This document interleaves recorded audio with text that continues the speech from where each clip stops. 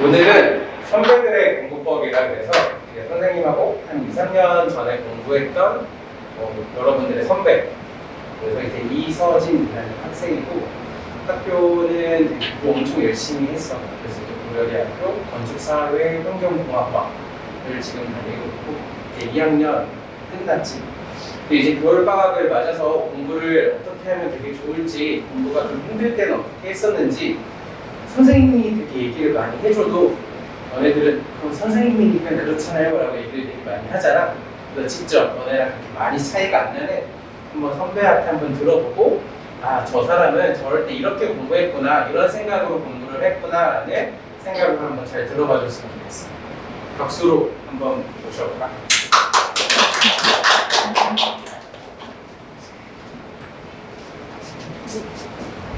안녕하세요. 네, 선생님께서 소개해 주셨다시피 이제 고려대학교 건축사회환경공학부 재학 중이고, 그리고 여러분들은 좀 잘 모르시겠지만 분당중앙고의 과학중점반을 졸업했어요. 분당중앙고 들어보신 적 있나요? 있죠. 네. 그리고 이제 저는 이제 올해 막 22살 먹은 선배이지만 그래도 제가 아는 것이 모두 정답은 아닐지라도 여러분들한테 조금이라도 도움이 됐으면 하는 마음에서 이렇게 왔으니까 잘 들어주셨으면 좋겠어요. 네, 다들 이제 10시라 좀 졸려 보이시는데 좀 기세게 좀 피고 있어요.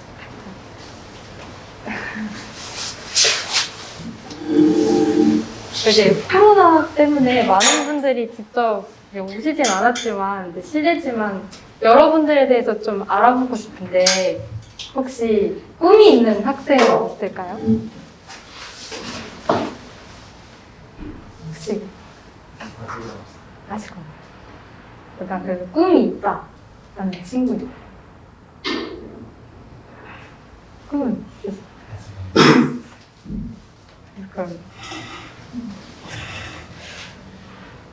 그럼 방금 막 들어오신 분은 있으실까요? 아직 없나요? 마지막으로 꿈이 없으신가요? 네, 저는 이제 메이저 수학학원에 처음 들어왔을 때 면담을 하면서 여쭤보셨던 것이 꿈이 있느냐 이렇게 여쭤보셨는데, 저는 그때 꿈이라는 질문에 대한 답변으로 생명공학과, 바이오공학과 연구원이 되고 싶다 이런 식으로 말씀을 드렸는데, 보통 꿈이 뭐냐고 이렇게 여쭤봤을 때 대부분 직업의 종류로 이렇게 대답을 하시잖아요.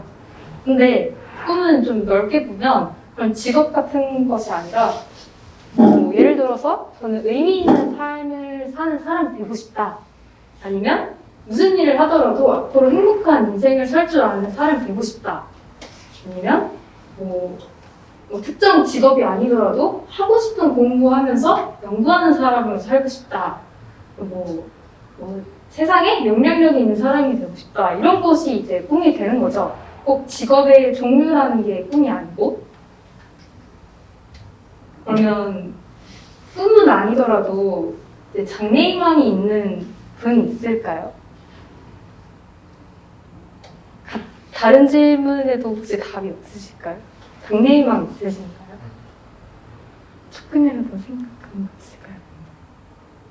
생각은 해봤는데 딱히 생각이 안 났어요. 그런가요? 네, 장래희망은 장차 하고자 하는 일이나 직업에 대한 희망이잖아요. 그래서 꿈과 엄연히 다릅니다. 그리고 그래서 이제 여러분들이 목표를 좀 세우는 게 좋겠다, 이런 강박관념이 있잖아요. 이제 여기서 5분 친구들 중에서도 꿈과 장래희망에 대해서 여쭤봐도 잘 모르겠다라는 답변을 해주셨으니까, 그래서 이렇게 막연하게 내가 계속 맹목적으로 꿈도 없이 공부를 하는 내가 맞는 걸까라는 생각이 이제 문득 드실 수 있어요. 그런 분 있으신가요? 그쵸. 저도 이제 항상 난 꿈도 없고 목표도 딱히 없는데 이렇게 공부를 하는 게 나에게 뭔 도움이 있을까, 이런 생각을 이제 좀 자주 했던 것 같아요. 특히 이제 고등학교 들어갔을 때도 그렇고요. 근데 이제 꿈에 대해서 그렇게 강박관념을 갖지 않으셔도 된다는 점을 이제 오늘 가장 강조드리고 싶은데, 이제 부모님들께서 보통 너는 이제 목표가 있어야 이제 끝까지 공부도 하고 이제 그런 친구들이 성공하는 거다, 뭐 이런 식으로 말씀해 주시는 분들이 많잖아요. 근데 이제 그렇지 않다는 걸 확실히 말씀드리고 싶은데, 여러분에게 꿈이 찾아온 날은 저마다 제각각입니다. 이거는 제가 확실히 말씀드릴 수가 있어요. 그러니까 뭐 어떤 친구들은 초등학교 때부터 확실한 꿈이 있어서 나 뭐 저거 할 거야, 뭐 이런 친구들 주변에 있잖아요. 아니면 뭐 중학교 때 꿈을 찾을 수도 있는 거고, 아니면 뭐 고등학교 때 뭐 대학 원서를 뭐 쓰기 직전에 갑자기 너 이거 진짜 하고 싶다, 뭐 이런 게 떠오를 수도 있는 거고, 아니면 뭐 제 친구 중에서는 이미 뭐 대학교 토목과를 갔는데 토목과 들어가서 뭐 2학년 올라가는 과정에 가서 갑자기 코딩을 하고 싶은데 하면서 코딩으로 확 전환해서 이제 코딩 쪽 해외 인턴을 하는 친구들도 있어요. 그러니까 이제 각자 꿈이 찾아온 날은 다르니까 뭐 이제 그거에 대해서 이제 걱정을 하지 않으셔도 되고, 근데 단 가장 중요한 것은 내가 준비된 사람이어야 나한테 소중한 기회가 찾아왔을 때 그 기회를 잡을 수가 있습니다.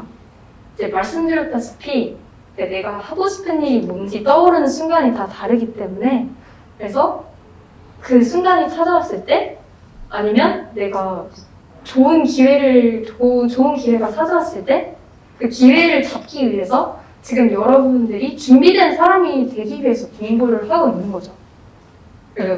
준비된 사람이 되어야만 기회가 찾아왔을 때 잡을 수 있으니까요. 실제로 뭐 여러분들이 대학은 약간 머나먼 얘기같이 들리시겠지만, 나중에 이제 어떤 대학에 어느 과에 지원을 하려고 이제 들어갔는데도 이제 제가 들었던 교수분들 중에서 심리학과를 나왔는데 코딩 쪽으로 성공하신 분도 계셨어요. 근데 이제 그런 식으로 나에게 기회가 왔을 때 잡으려면 여러분들이 준비된 사람이어야겠죠. 그래서 여러분들은 아직 정확한 꿈이 없지만 지금 공부를 하고 계신 거예요. 이 자리에 계신 거예요. 이해되셨나요?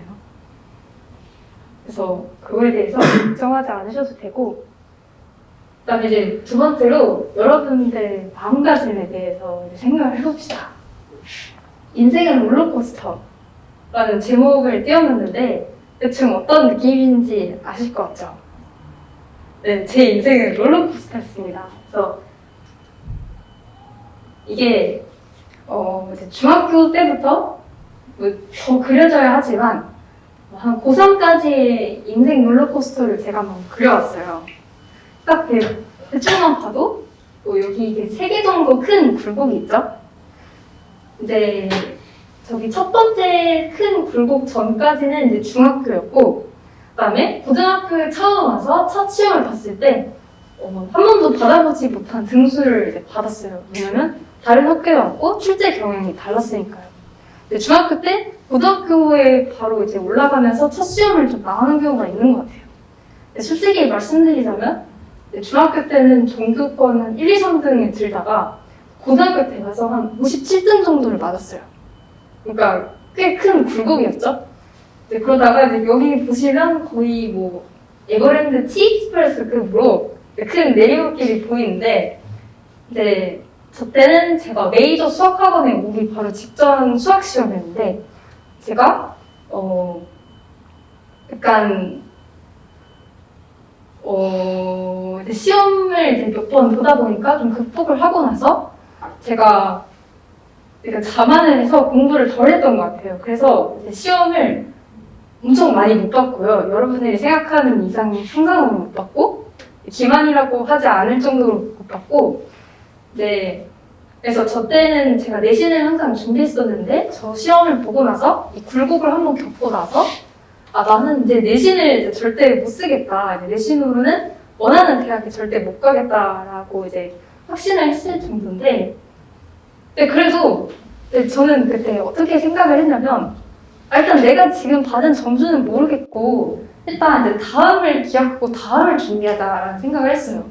그러니까 지금 점수에, 그러니까 우리가 이제 전혀 매달릴 필요가 없다는 거죠. 왜냐면 제가 아까 말씀드렸다시피 기회를 잡을 수 있는 사람은 준비된 사람이니까 일단 준비를 하자라는 생각으로 다음을 준비하고 열심히 해서 결국 다시 극복을 했습니다. 그리고 이제 내신으로 이제 원하는 학교를 못 갈 거라고 생각을 했지만 결국 제가 목표했던 대학으로 최초 합격을 했으니까요. 그러니까 이런 굴곡이 여러분들에게 앞으로 찾아와도 그런 거 이제 막연하게 생각하시지 않았으면 좋겠습니다. 그리고 이 세 번째 굴곡은 수능과 관련된 얘기인데 이거 이제 다음 장에서 말씀드리려고 합니다. 딱 보기만 해도 차이가 엄청 크죠. 근데 요즘 영어가 이제 고등학교에서 모의고사랑 수능이 절대평가가 되신 거 아시죠? 네, 90점대면 1등급, 그다음에 80점대면 2등급, 70점대면 3등급인데 제가 고등학교 1학년 때부터 3월, 4월 모의고사까지, 고3 4월 모의고사까지 항상 1등급이 나왔었는데 근데 이제 6월 모의고사, 9월 모의고사 되게 중요한 거 아시죠? 이때가 이제 평가원 모의고사잖아요. 근데 이제 6월 모의고사랑 9월 모의고사에서 70점이 나옵니다. 왜냐면 제가 1등급 때를 계속 맞다 보니까 이 정도 영어는 됐다. 좀 그만해도 될 것 같고 이제 영어에 싫던 무게를 좀 과학으로 옮겨볼까 하면서 이제 덜 했던 것이 이제 70점대로 내려갔고 근데 이제 생각을 해보시면 모의고사 점수가 한 문제당 2점 아니면 4점, 3점이잖아요. 근데 70점대가 나오려면 되게 많이 틀렸던 거거든요. 네. 근데 6월 모의고사에서 9월 모의고사로 가는데 이제 3개월이라는 긴 텀이 있는데도 불구하고 슬럼프가 와서 회복을 하지 못했어요. 근데 이제 3등급이 이 3이라는 숫자가 나를 단정짓지 않는다 라고 이제 믿음을 가지고 이제 매일 이제 대한민국에 있는 거의 모든 영어 강사의 실전 모의고사를 다 사서 매일 하나씩 풀었어요. 모의고사를. 그러니까 저는 매일 수능을 치른 거죠. 영어 수능을. 그래서 결국 결론적으로 말씀드리면 수능에서 영어를 98점을 받았어요. 70점을 받다가. 그래서 제가 여기서 말씀드리고 싶은 건 당장 보이는 가시적인 숫자에 나를 가두지 말자는 겁니다. 이 부분 좀 이해가 되시나요? 여기서 엄청 상위권 친구도 있을 거고 아직은 이제 상위권으로 가기 위해 준비하고 계시는 분들도 있을 텐데 그런 숫자들이 나를 단정짓지 않는다는 겁니다. 내 가능성은 내가 만들어 가는 거고 누구도 앞을 예측할 수 없다는 거죠. 그러니까 여기서 앞으로 그래프가 어떻게 될지는 이렇게 쭉 갈지 그다음에 위로 올라갈지는 내가 마음먹기에 달렸다라는 걸 말씀드리고 싶어요. 좀 약간 마음가짐이 달라지셨나요? 그런 것 같아요.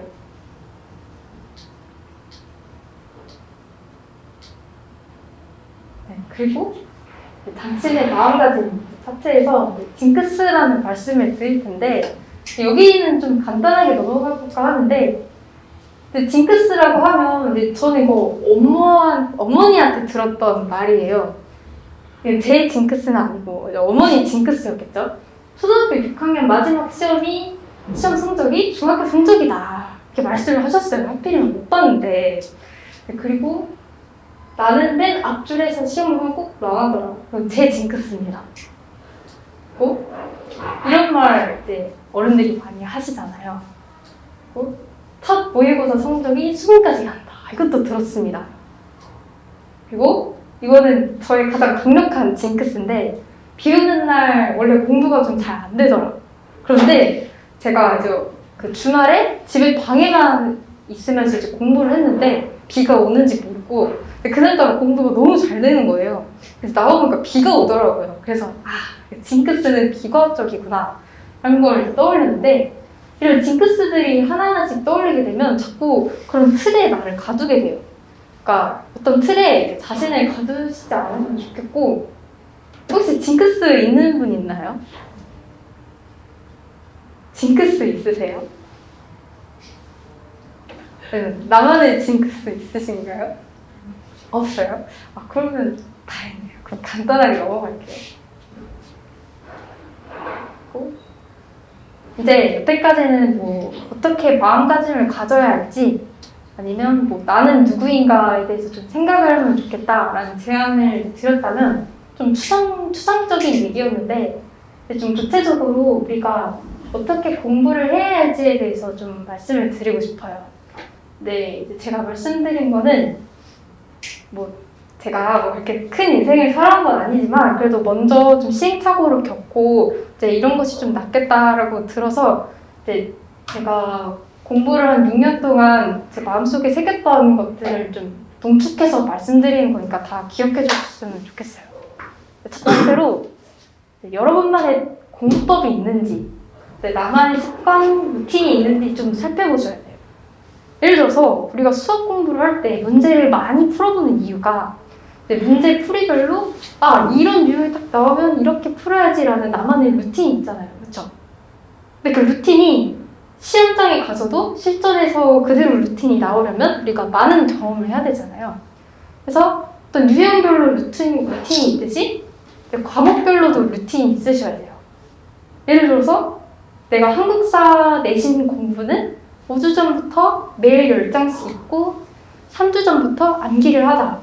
그리고 모르는 것에는 잘 안 외워지는 거에는 파란색 형광펜 그리고 뭐 중요한 거는 빨간색 형광펜 친다거나 이런 공부법이 있을 거 아니에요. 근데 만약에 내가 점수가 잘 안 나왔어. 그럼 이제 공부법을 바꾸시는 거고 그리고 잘 나왔다? 그럼 그 공부법을 고등학교 때까지 쭉 끌고 가시는 거예요. 그래서 내가 나를 믿을 수 있는 좋은 공부법을 만드시는 거예요. 그런 과정을 대부분 중학교 때 이제 겪고, 그래서 여러분들이 중학교 때 시행착오를 겪고 계신 거예요. 그리고 이제 고등학교 때 내가 잘 만들어 놓은 공부법을 과목별로 쭉 이어가시면 됩니다. 이해되시죠? 그래서 계속 공부법을 이제 가장 효율적이고 효과적인 방법이 뭔지, 나한테 맞는 방법이 뭔지 찾아가셔야 되고, 그리고 이거는 제가 제 공부법 중에서 공부법이라고 하긴 좀 뭐한데 가장 중요한 거라고 생각을 해요. 숙제에 관해서는 융통성을 버리자입니다. 융통성은 좀 긍정적인 단어지만 숙제에서는 이제 부정적인데, 예를 들어서 오늘은 좀 내가 몸이 아픈 것 같아. 숙제를 좀 덜 하고 학원 가서 선생님께 좀 말씀을 드리면 되지 않을까 그런 생각이 들기도 하고, 오늘은 솔직히 시험이 끝났는데 숙제를 하면 안 되지 않나 뭐 이런 생각이 들고, 뭐 여러 가지 핑계를 댈 수 있잖아요. 그러면 뭐 시간이 없었다라던가. 근데 숙제라는 것이 우리가 하는 공부 중에서 유일하게 강제성을 띠는 공부잖아요. 그래서 그것만큼은 이제 확실히 다 하셔야 돼요. 숙제에 대해서는 무조건 꼭 끝내야 하는 것이라고 이제 각인을 하시고, 이것만큼은 항상 확실하게만 해도 반 이상 가는 것 같아요.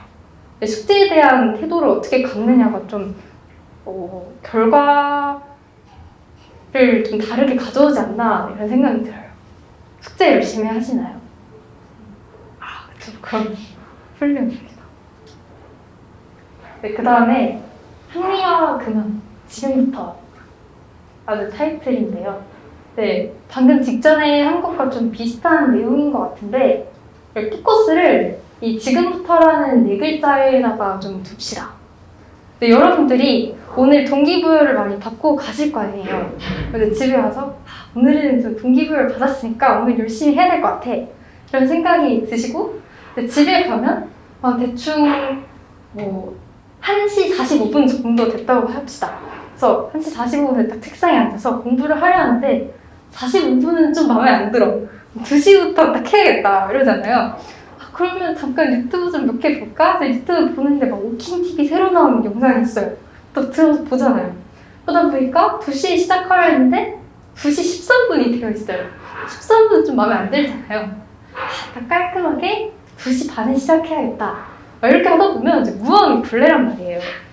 그러니까 이제 시작이 어려울 때는 항상 마음속으로 지금부터라고 외치고 하던 걸 딱 내려두고 딱 펜을 잡으세요. 그리고 나서 이제 유혹하던 거를 이제 뿌리치고 지금부터 딱 시작하고 나서 이제 돌아보면 이제 뿌듯한 나를 돌아볼 수 있어요. 이제 그게 또 중독성이 있으니까 시작이 잘 안 될 때는 지금부터 꼭 외치세요. 할 수 있으실 것 같나요? 오늘부터 지금부터를 이제 항상 외치시고, 그리고 이거는 제가 초등학교 6학년 영어 선생님한테 들었던 말씀인데 이거를 고3 때까지 항상 마음에 두고 공부를 했어요. 100% 결과를 받고 싶으면 120% 공부하면 됩니다. 100점을 맞고 싶으면 120점 맞을 만큼 공부를 하시고 90점 적당히 맞을 만큼 공부를 할까? 하면 90점이 잘 안 나오죠. 그리고 100점 맞을 정도로 공부하면 8, 90점대가 나올 수 있어요. 중학교 때는 이제 암기를 열심히 하고 그러니까 어느 정도 좀 잘 될 수 있어도 고등학교 가면은 마음처럼 안 될 때가 있거든요. 그래서 100% 결과를 위해선 120% 공부해야 된다는 점이고요. 그리고 공부를 하다 보면 이거는 솔직히 시험에 안 나오겠다 싶은 것들이 있잖아요. 근데 이제 하나 제치고 나면 제치는 게 점점 많아지게 되고, 그리고 그러니까 나오지 않겠다 싶은 내용을 제치다 보면 막상 꼭 해야 되는 부분을 놓치게 되는 경우가 많기 때문에 그냥 제치지 말고 이게 나올지 말지 걱정할 시간에 그냥 한번 읽어보세요. 그것만으로도 도움이 되니까. 그래서 공부를 할 때 100% 결과를 위해선 120%를 공부해야 된다. 이거를 기억해 주셨으면 좋겠습니다. 그리고 이거는 마음껏 나누고 내가 아는 것을 가르쳐주자인데요. 약간 논란이 있겠어요. 왜냐면 이렇게 경쟁 사회에 내가 아는 걸 왜 나눠주나 이렇게 생각할 수 있는데, 이제 이 얘기를 하기 전에 이름이 잘 기억이 안 나는데 스티븐 제이슨? 그러니까 스티븐이라는 한 연구원이 이제 연구했던 내용에 대해서 이제 짧게 얘기를 드릴게요. 뭐냐면 어떤 대학생 그룹을 세 그룹으로 나눴어요. A 그룹은 다른 학생에게 자신의 점수 목표를 공개하지 않았고요. 그다음에 B 그룹은 자신의 목표 점수를 다른 학생에게 공개하도록 했고, 그다음에 C 그룹은 아무런 요청을 하지 않았습니다. 보통 이러면 이제 답은 좀 정해져 있죠, 느낌상. 어떤 그룹이 가장 점수를 많이 높게 받았을까요? A 그룹, B 그룹. 그쵸? B 그룹입니다. 왜 이제 그렇게 됐냐? 공개 선언 효과라는 것이 있는데, 사람들은 다른 사람들에게, 주위 사람들에게 자신의 목표를 공개함으로써 그 목표를 실행하기 위해서 노력을 하게 되는 효과가 있는데, 인간은 스스로 자신의 말과 행동이 다르면 그 상태에서 불편함을 느끼기 때문에 자신의 부족한 의지력의 한계를 극복할 수 있는 효과를 가져오게 됩니다. 실제로 말의 각인 효과라고 심리학에도 있어요. 근데 이게 제가 처음에 말씀드렸던 타이틀이랑 무슨 연관이 있냐. 그렇다고 우리가 낯간지럽게 부모님한테 엄마 내 목표는 이거야 이렇게 말을 한다거나, 아니면 친구들한테 이번 목표는 정했어, 이번 목표는 반 몇 등 정도로 하기로 했어, 이렇게 하기 부끄럽잖아요. 그쵸? 그래서 간접적으로 공개선언 효과를 볼 수 있는 방법이 내 친구들에게 내가 아는 것을 가르쳐 주는 것입니다. 내가 친구들에게 수학 문제를 좀 가르쳐 준다거나, 아니면 내가 이런 거 좀 아는데 이거 시험에 나올 것 같아, 이런 식으로 좀 알려준다거나 하면 어느 순간 친구들 사이에서 나는 친구들에게 가르쳐 줄 수 있는 사람으로 각인받게 되고, 그렇다 보면 내가 가르쳐줬던 사람이니까 나는 그럼 이 과목은 좀 잘 봐야지 라고 자기도 모르게 무의식 중에 생각을 하게 되는데, 이게 간접적으로 공개선언 효과를 볼 수 있다고 생각을 해요. 저도 그렇게 느꼈고. 그리고 공개선언 효과라는 장점 말고도 친구들에게 가르쳐주면서 공부하다 보면, 특히 수학 같은 경우는 자기가 머릿속으로만 생각했던 것을 구체화하면서 말을 하다 보면 좀 더 그 내용을 확실하게 알게 되고, 그리고 실제로 유대인 같은 경우에는 하브루타 공부법이라고 하나요? 막 그런 식으로 말하면서 하는 공부법이 있잖아요.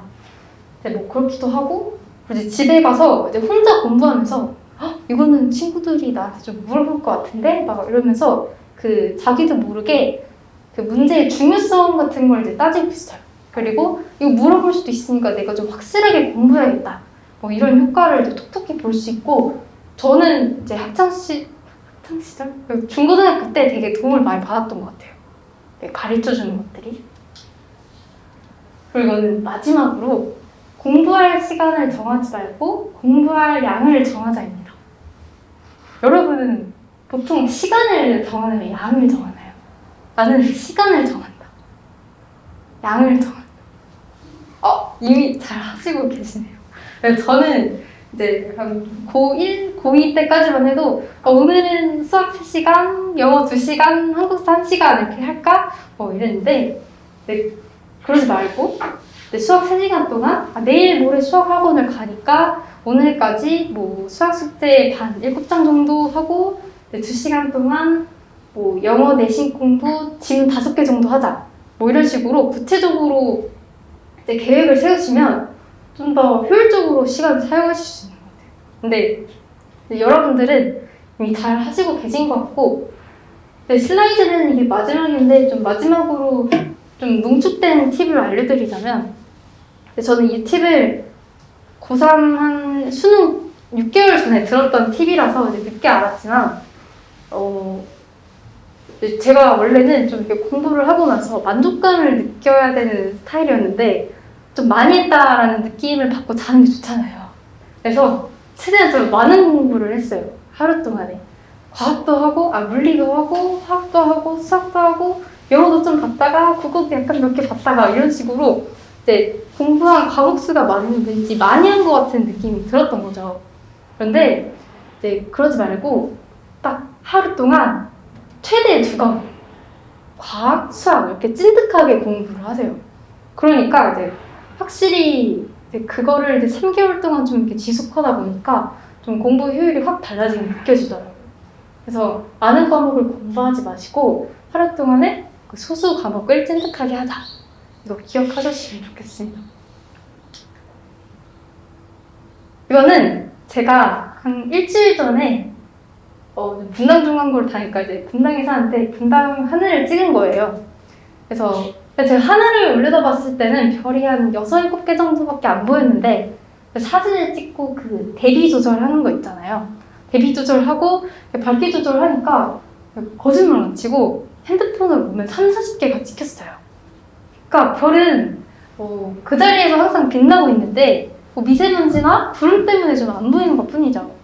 그러니까 여러분의 인생에서도 아직 앞에 안 보이는 게 많고 좀 막막하고 꿈도 좀 정확하게 없어서 이제 좀 막연하게 느껴지시겠지만 여러분만의 별이 다 빛나고 있으니까 이제 안 보이는 것 뿐이다 라고 생각하시고 앞으로도 열심히 공부하시고 좋은 결과 있으셨으면 좋겠습니다.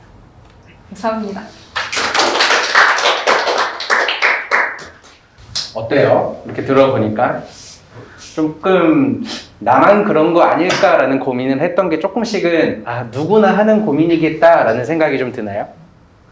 그래서 제일 해주고 싶고 언제나 막 유튜브에도 그렇고 이런 데 와서 동기부여도 되게 많이 들었는데 나만 그런 게 아니다라는 생각을 꼭 가졌으면 좋겠고, 아까 중간에 정말 좋은 딱 4글자가 있었죠. 지금부터. 사실 그게 제일 중요해요. 그 무엇보다도 그게 제일 중요해요. 내일부터, 아까 말했듯이 딱 시간 떨어지게, 뭐 아니면 월요일부터, 뭐 1월 1일부터 이런 얘기가 아니라 지금 생각한 지금부터 실행을 하는 게 그게 실행력을 발휘할 수 있는 정말 중요한 길이에요. 이제 오늘 선생님은 가성비라는 이름으로 좀 얘기를 해줄 거예요. 가성비, 무슨 단어인지 좀 알죠? 가성비의 뜻을 좀 아는 사람. 뭐예요, 가성비 뜻이? 가격하고 성능이 그렇죠. 가격 대비 성능. 우리 뭔가 물건을 살 때 가성비라는 걸 되게 많이 고려를 하죠. 난 가성비 되게 좋아한다 하는 사람. 난 가성비 있는 물건 되게 좋아한다. 그래서 보통 가성비, 내가 뭔가 내 돈 주고 물건을 살 때 아마 여러분들 자기 돈 주고 물건을 안 사서 그럴 수 있어요. 내 돈 주고 내가 열심히 뭔가 아르바이트나 한 걸로 물건을 살 때, 아, 이 성능이 이 정도 가격이 괜찮은가라는 거 고민을 되게 많이 하거든요. 하나 질문을 좀 해보면, 가성비가 좋으면 최고일까요? 가성비가 좋으면 정말 좋은 걸까? 라는 고민을 좀 해봐야 돼요. 30만 원짜리 노트북이 있는데 이거 가성비가 되게 좋대요. 난 노트북이 필요해 이제 사고 싶은데 열심히 막 찾아봤어, 인터넷에서. 근데 이 노트북은 30만 원인데 가성비가 정말 좋아. 그리고 또 다른 노트북은 300만 원짜리인데 가성비가 안 좋아. 어떤 게 더 좋은 노트북일까요? 300만 원짜리가 더 좋겠죠. 우리는 알고 있어요.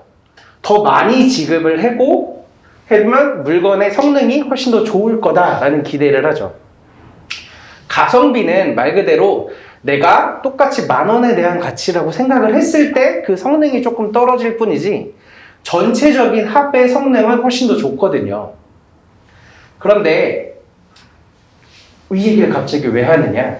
우리는 물건 살 때 가성비 따지는 것도 그럴 수 있어요. 근데 도대체 선생님이 되게 많이 수업을 하고 학생들을 알려주고 공부를 같이 하면서 제일 아쉬운 부분이 뭐냐면, 공부할 때 왜 도대체 가성비를 찾을까? 이 부분이 너무 아쉽고 안타까워요. 공부할 때 가성비를 찾는다라는 말이 조금 어색할 수도 있는데 한번 예시를 들어봐 줄게요. 70점에서 80점을 올려요. 한 점수 10점 정도 올려야 되는 거죠. 점수 10점 정도 올리는데 한 매일 2시간 정도 공부하면 될 것 같대요. 그러면은 2시간 공부해서 10점이 오르는 거죠. 그러면 이 정도의 나의 공부와 성적 향상은 이런 비율을 갖고 있구나라는 생각을 하게 될 거예요. 그런데 좀 공부를 해서 내가 만약에 80점을 좀 달성을 했어. 그럼 그 다음 점수를 올리고 싶어. 똑같이 10점을 올려야 되는데 내가 투입해야 되는 공부 시간은 좀 더 늘어나요. 똑같이 2시간 공부하면 80점에서 90점으로 갈 수가 없어. 똑같이 2시간 하면 한 80점에서 한 86점 이 정도 될까 말까 이럴 거예요. 그러면 공부 대비 성적 효율이 안 좋아졌죠. 그리고 여기서 그럼 나 이제 90점에서 좀 더 가고 싶어. 똑같이 3시간을 공부해도 90점에서 그 다음은 한 5점이 오를까 말까 막 이래요. 그 다음에 다 맞는 우리가 95점에서 100점까지 가려면 막 3시간 이런 게 아니라 갑자기 공부 대비 공부 시간 투입이 엄청 많아져야지 이 정도 공부가 가능해요. 그러면 점수가 점점 오르면 오를수록 공부 시간 투자 대비 성적 효율이 좋지 않죠. 근데 아까 말했듯이 그러면 가성비 좋은 공부를 하려면 나는 여기까지만 하고 끝내야죠. 사실 이게 가성비는 제일 좋죠. 난 2시간 정도 투자해서 난 딱 80점만 맞으면 끝이야. 이러면 내가 공부 시간 투자 대비 성능은 정말 좋은 거거든요. 근데 이게 정말 좋은 걸까라는 생각을 좀 많이 해야 돼요. 대부분 학생들이 나는 이 정도 공부하면 충분하지 않았나라는 생각이 여기에서 오는 것 같아요. 나는 지금까지 이 정도 하면 좀 그래도 남들보다는 조금 더 하는 것 같고, 남들보다가 아니더라도 내가 작년에 공부했던 나보다는 지금 조금 더 하는 것 같고, 그리고 뭔가 이것보다 공부를 더 많이 하면 똑같은 시간을 하더라도 점수가 10점 오르던 게 5점 오르면 뭔가 손해보는 느낌을 받는 것 같아요, 학생들이. 근데 그게 80점 맞다가 내가 공부 조금 더 해서 85점 받는 게 손해인가요? 손해가 절대 아니죠. 내가 시간 투자를 얼마나 더 많이 하더라도 공부를 많이 하고 2시간 공부하던 걸 3시간, 4시간, 5시간 이렇게 공부를 늘려도 내 성적이 올라가면 가성비 이런 느낌이 아니라 난 그냥 성적이 올라갔다라고 생각을 해야 돼요. 그래서 우리는 공부를 해야 된다라는 생각을 할 때는 꼭 가성비의 마인드를 버려야 돼요. 난 가성비 좋게 공부를 하겠다. 정말 그러면 안 되겠지만 그런 학생들이 있다가 되면 이런 마인드로 공부를 하게 되면 2시간 공부를 했지만 점수는 70점 그대로일 거예요. 아까 선배님이 얘기도 해줬는데 내가 100점 맞으려면 120점을 목표로 공부해야 되고, 그럼 나는 한 2시간 공부해서 70점에서 80점만 맞겠다라는 생각으로 공부를 하면 사실 되게 안타깝지만 공부는 되게 그대로거든요. 이게 진짜 되게 안타까운 현실이거든요. 내가 공부를 하긴 했어요. 2시간. 2시간도 공부 힘들죠. 5시간은 공부 어렵고 2시간 공부는 쉽고 이런 게 아니잖아요. 똑같이 2시간도 힘들게 공부했는데 이런 어진간하게 공부를 하는 경우는 힘은 드는데 성과가 없어요. 난 2시간도 진짜 힘들다라고 생각을 해서 공부를 했는데 열심히 공부했다라고 난 정말 많이 했다라고 생각을 하는데 뭔가 나에게 변화가 안 보여. 점수도 그대로인 것 같고 뭐 수학 진도도 그렇게 많이 안 나가는 것 같고 그 다음에 테스트 봐도 계속 틀리는 거 똑같이 계속 틀리는 것 같고 마인드가 나는 2시간만 하면 되겠다라고 생각을 했었대요. 그런 마인드가 아니라 우리는 좀 더 공부를 많이 해야 돼요. 내가 공부하기는 했는데 점수가 그대로면 너무 억울하잖아요. 그렇죠? 우리가 대부분 머릿속에서는 어떻게 생각하냐면 1시간 공부하면 점수가 1점, 2시간 공부하면 점수가 2점, 3시간 공부하면 점수가 3점. 시간 대비 공부가 똑같이 일직선으로 올라갈 거라는 생각을 되게 많이 해요. 보면은 우리가 이제 그래프 그릴 때 여기를 이제 시간이라고 생각을 하고 얘를 이제 점수라고 생각을 하면 우리가 머릿속에는 점수가 이렇게 올라가길 기대하거든요. 1시간 투자하면 이만큼, 2시간 투자하면 이만큼, 3시간 투자하면 이만큼 이렇게 되기를 기대하는데 현실적으로는 점수는 어떻게 올라가냐면 이렇게 올라가요. 사실 초반기 준비하고 기본을 배우고 개념을 익히는 단계에서는 시간 투자를 해도 보이는 게 되게 많이 없거든요. 근데 어느 정도 내가 기준치를 넘어가면 그것보다도 훨씬 더 되게 많이 일어나요. 이거를 조금 더 이제 쉽게 설명을 하거나 하면은 이렇게 얘기를 많이 하죠. 보통 계단식으로 오른다고. 어느 정도 되기 전까지는 티가 잘 안 나요. 여기까지만 공부하고 그만두면 힘은 진짜 들게 했는데 그러니까 남들은 내가 안 힘들겠다고 하지만 본인은 힘들잖아. 1시간을 공부하셔도 힘든데 티가 안 나. 이러면 엄마한테도 좀 소리도 들을 거고 본인 스스로도 힘도 하나 들고 억울하기도 하고 넘어가야 돼요. 가성비를 찾는 게 아니라 내가 점수를 올릴 수 있는 양만큼 공부를 해야지 그렇게 점수가 올라가는 게 가능하다. 그래서 우리는 노력을 했잖아요. 노력을 했을 때 그거에 대한 성과가 있어야지만 다음번 노력을 할 수 있어요. 정말 내가 이번에 열심히 했다라고 본인 스스로 생각했는데 달라지는 게 하나도 없으면 사실 다음번에 하기가 싫어요.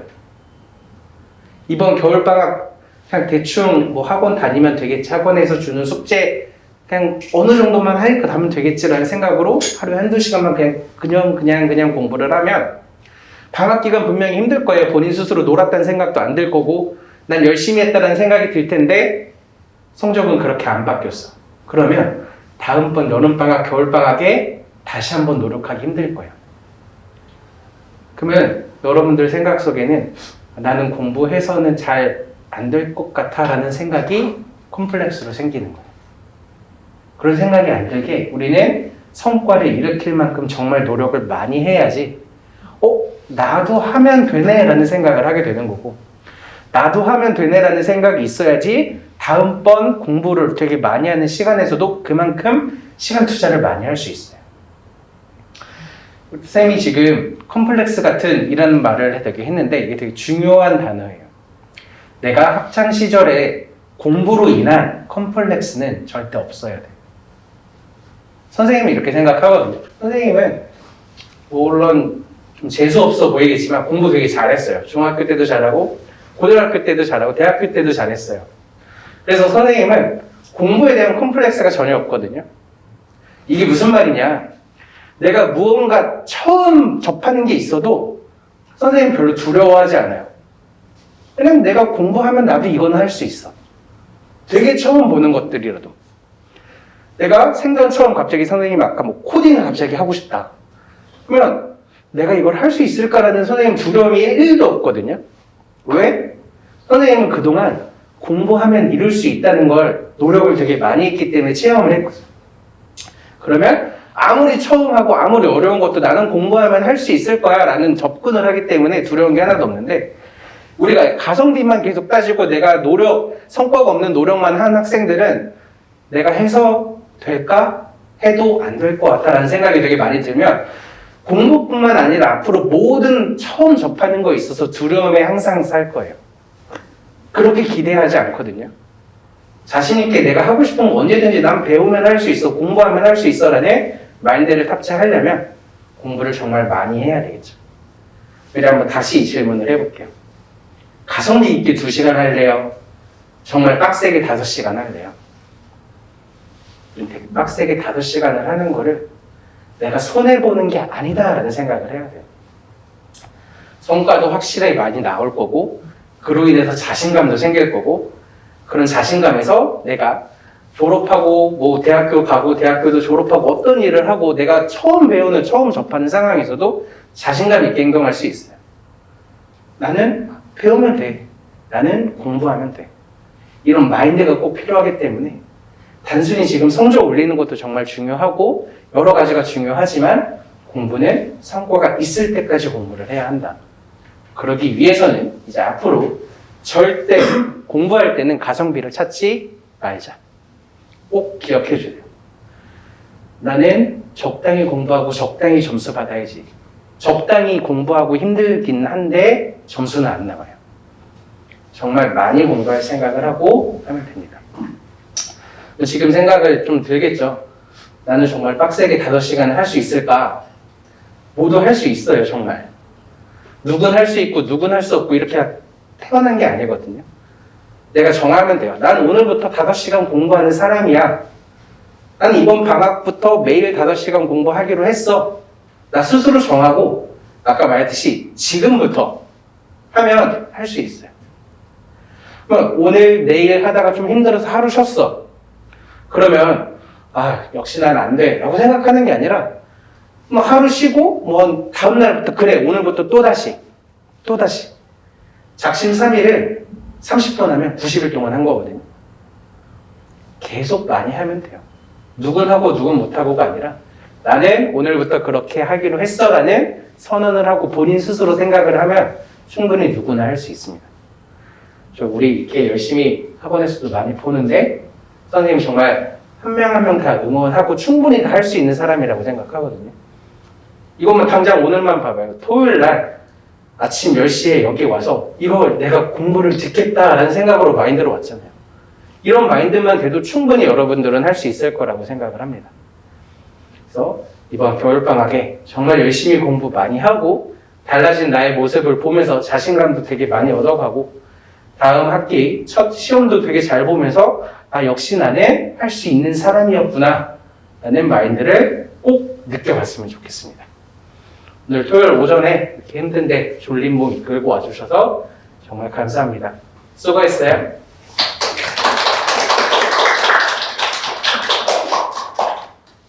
혹시 질문 있는 사람 없을 거라고 알고 있어요. 그냥 형식적으로 하는 말이에요. Q&A라고 물어보면 선생님이 한 3년 동안 3년 넘게 훨씬 많이 했는데 물어보는 사람은 진짜 손에 꼽아요. 그래서 오늘 지금 이제 딱 11시 조금 전인데 집에 이제 가서 또는 학원 가서 본인만의 오늘 내가 생각했던 계획 꼭 이루시길 바랄게요. 수고했어.